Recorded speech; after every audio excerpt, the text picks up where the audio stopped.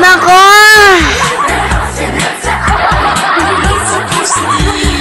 Bakit naman ganon? Bakit, Robin? Ano ba siya?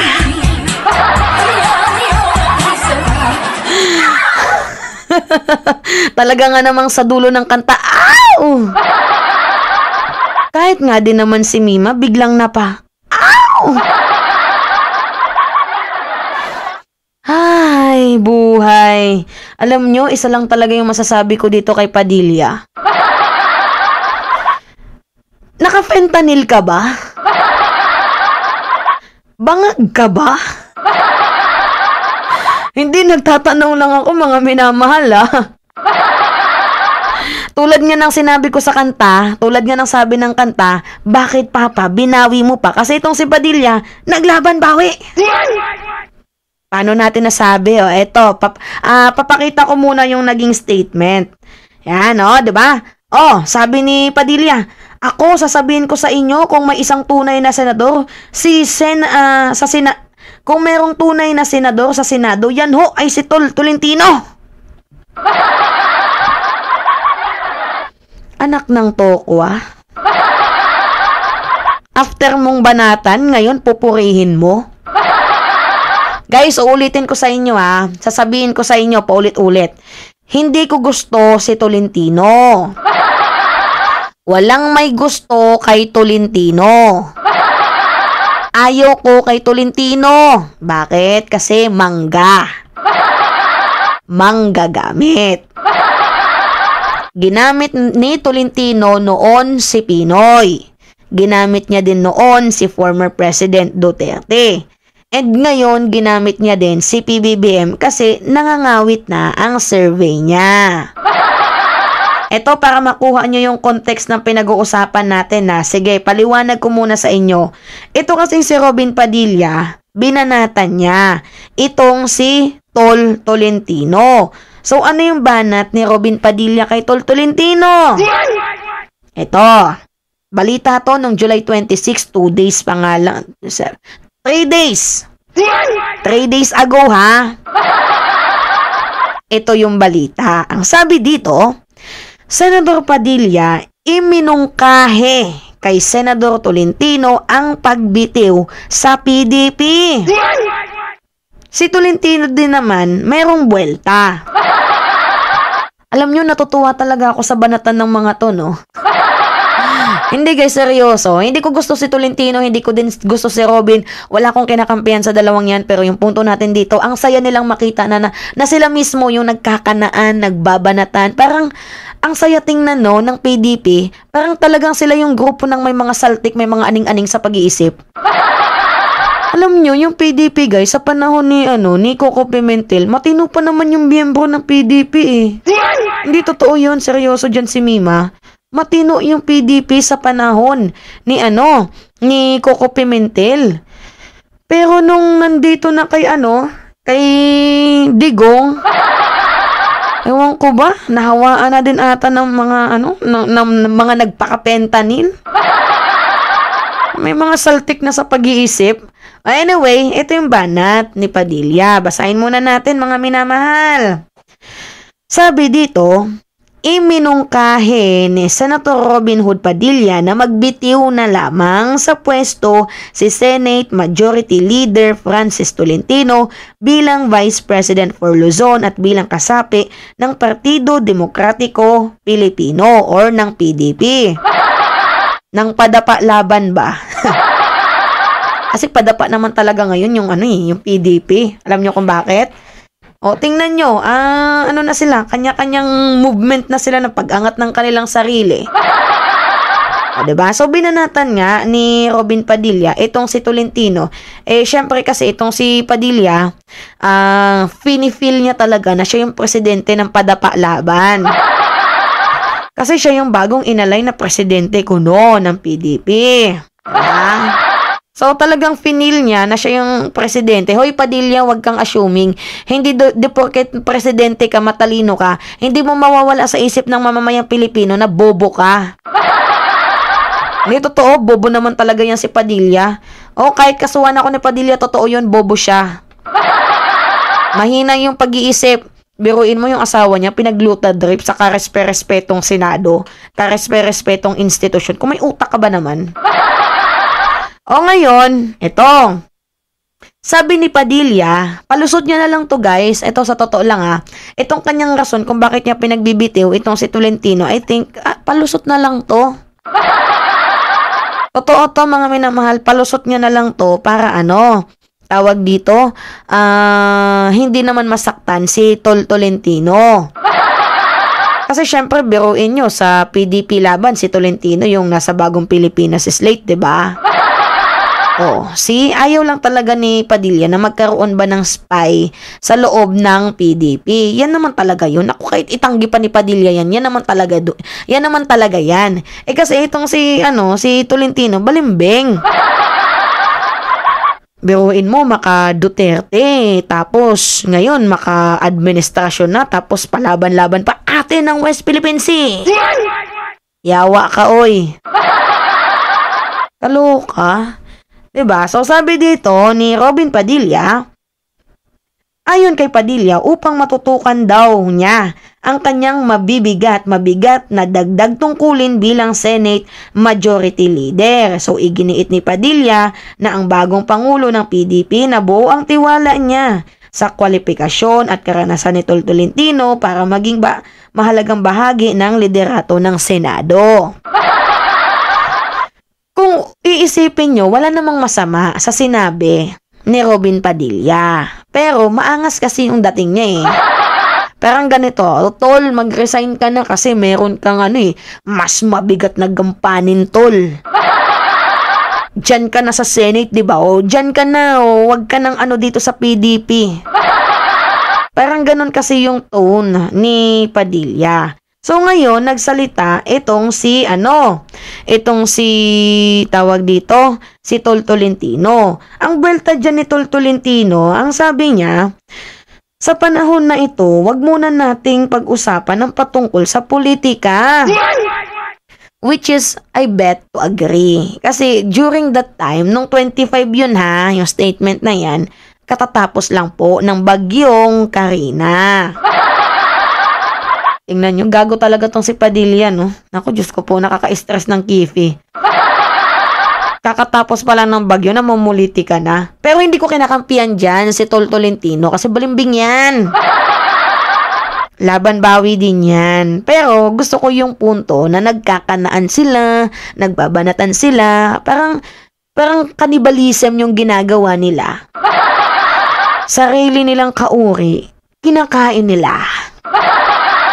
Ang saya din minsan ng circus dito sa politika, no? Daming clown. Kabilang na dyan si Padilla. So, ito kasi yung balita nung nakaraang buwan.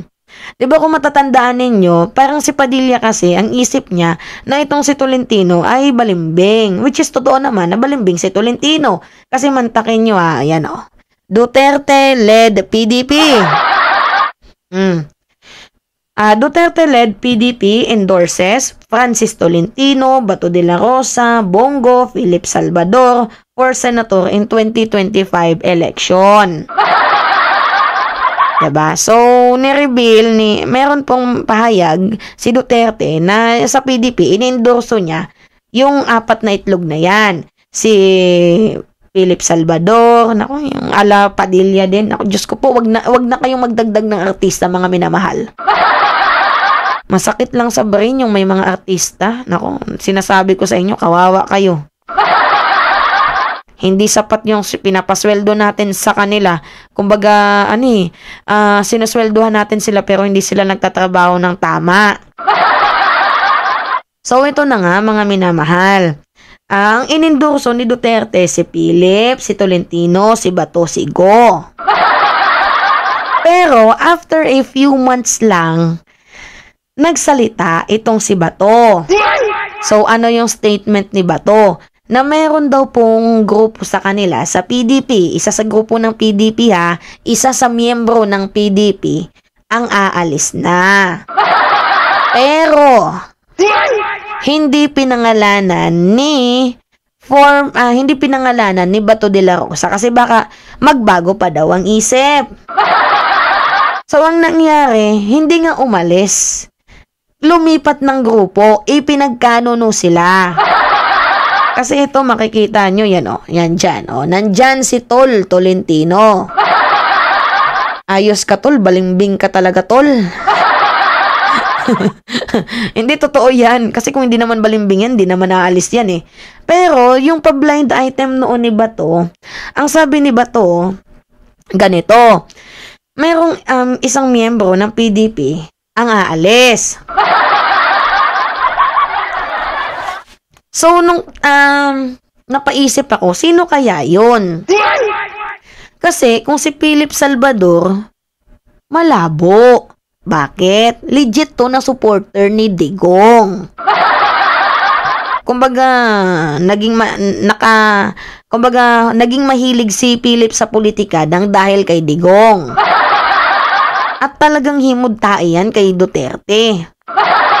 Pero wag niyong iboboto yan kasi siya na din mismo nagsabi, hindi ako abogado, hindi ako naging nurse, naging doktor, ako lamang po ay may pagmamahal sa mamamayang Pilipino at gustong makatulong. Hoy Philip, hindi ganon yung qualification ng isang senador ha. Hindi yun yung gusto namin na porket gusto mo lang makatulong, tatakbo ka ng senador. Gago ka ba? Kung gusto mo lang din naman palang makatulong, di gumawa ka ng NGO, non-government organization, hindi yung mantotrol ka sa loob ng Senado. Alam namin, bobo ka din, katulad ka lang din ni Padilla eh. Huwag mo nang dagdagan yung problema ng mamamayang Pilipino. Pero anyway, going back sa ating topic, itong si Philip, sabi ko malabo yan, nakakalas. Which is totoo nga, hindi siya kumalas. Kung si Bongo naman, malabo din na siya yung kumalas dahil unang-una, kasama to ni Digong partner in crime. Diba? Sa usapin pa lang ng dito sa plunder. Diba? Baliktad pa yung kamay ko, nakikita niyo yan. Baluktot yung kamay ni Mio. Diba? Sa usaping plunder, naku, magkasyosyo nga yung dalawang yan. Kanang kamay nga ni Digong, itong si Bongo. Diba? Bukod sa tawag dito 46.7 formally issue nila, ay may issue din sila sa plunder. So sabi ko, kung si Bongo, malabo na siya yung kakalas. Si Padilla, sabi ko malabo din yan, presidente ng PDP yan eh. Tapos si Bato, imposible naman na pinapatamaan niya yung sarili niya na merong magre-resign. Imposible naman na patamaan niya yung sarili niya, 'di ba? Tapos nung pumasok sa isip ko, si Tol Tolentino, sabi ko, pwede. Bakit? Kasi si Tol Tolentino, ang nangyari sa kanya, nagiging cold na siya dito sa mga Duterte. Paano naging cold? Hindi na siya nagsasalita sa mga issue-issue. Katulad kay Kibuloy, tahimik, 'di ba? Itong si Tolentino. Dati din, pro-China din to, pero ngayon nanahimik na din sa issue ng West Philippine Sea. So sabi ko, yung pa-blind item ni Bato, baka si Tolentino to, yung magre-resign. At tama nga tayo, na si Tolentino nga yung tinutukoy ni Bato de la Rosa. Bakit? Kasi nandito na siya ngayon sa bagong Pilipinas slate. Initial list of senatorial candidate under the bagong Pilipinas slate. Pero sinasabi ko sa inyo, porket nasa bagong Pilipinas slate siya, ay iboboto na ninyo. Nako, wag yung iboboto yan, mga minamahal, balimbing yan. After this administration, babalimbing din yan. Ginawa niya na noon, ginawa niya pa kay Duterte, gagawin niya din yan kay PBBM kasi for political survival lang din naman ang ginagawa ni Tol Tolentino. Walang sariling prinsipyo, walang paninindigan, which is yan po yung nakakaurat at nakakainis. Diba? Walang paninindigan. Parang nakakagago itong si Tolentino. So ngayon, itong si Padilla, syempre iniiwasan niya na magkaroon ng spy. Diba? So ang ginawa niya, Tol, resign na. Parang ganun ganun yung tono niya. Parang asikasuin mo na lang yung trabaho mo, wag ka na dito. Yan po yung naging statement ni ni Padilla. Ngunit ito na nga. Naglaban bawi.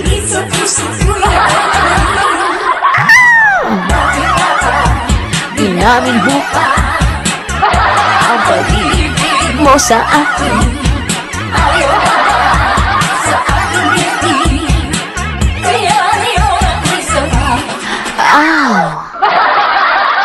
So, naglaban bawi, itong si Padilla, patalastas lang yun. Diyan yun nakilala si Mima Alicia, 'di ba? Sa nagpapaliwanag, pero in a joyful moment.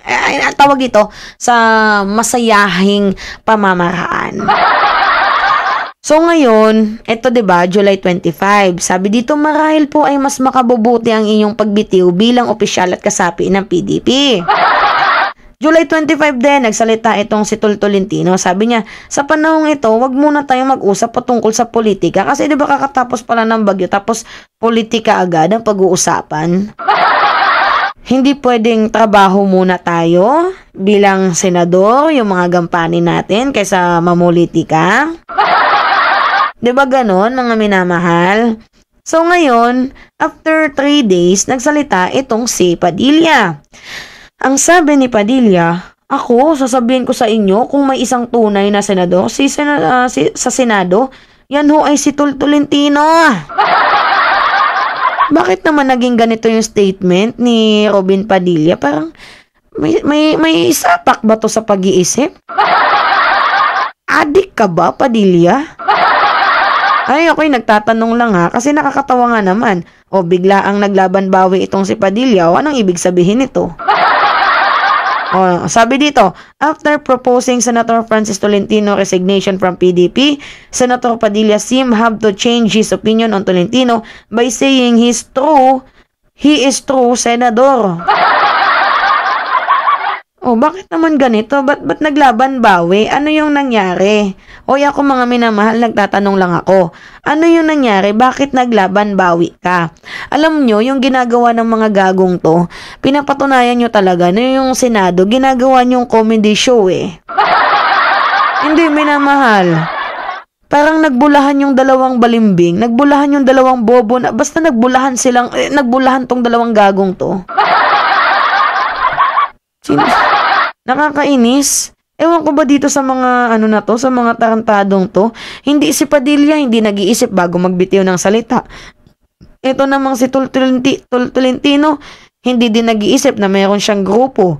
Tapos lilipat dito sa Bagong Pilipinas slate. Malamang sa alamang, yung iisipin talaga ng grupo doon sa PDP ay nagtatraidor ka. Kasi bakit ka sumali dyan sa Bagong Pilipinas slate? Or else, talagang walang paninindigan itong si Tolentino. Kumbaga, lang siya, for political survival lang talaga. Alam nyo, itong si Robin Padilla, ewan ko ba dito, Robin, mag-resign ka na lang, sakit mo sa utak. 'Di ba? Nanggaling pa yan mismo sa bunganga mo. Alam nyo, hindi magandang pattern yung susundan nyo na politician, si Robin Padilla. Bakit? Walang utak. 'Di ba? Masyado, yung bunganga ni Robin, walang preno. Ngayon na nire-real talk siya, kanya, ano yung ginagawa niya, 'di ba? Kanya naglilinis, naghuhugas kamay. Sinasabi ko sa inyo, yung Senado, hindi yan tawag dito, hindi yan action star, hindi yan drama, hindi yan drama, yung bakbakan. Politika po ang Senado.